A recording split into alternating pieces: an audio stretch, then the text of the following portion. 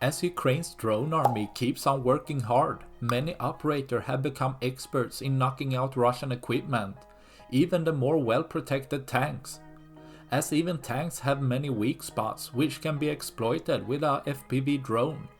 Being able to strike with pinpoint accuracy, which helps a fairly small warhead to take out even the most armored equipment, as seen when hitting a tank in the back over the engine, as the less armor lets the warhead to penetrate into the tank, causing all of the ammunition to explode, resulting in a complete destruction of the tank, leaving some scrap metal parts here and there, taking out another of Russia's tanks, leaving one less for tomorrow.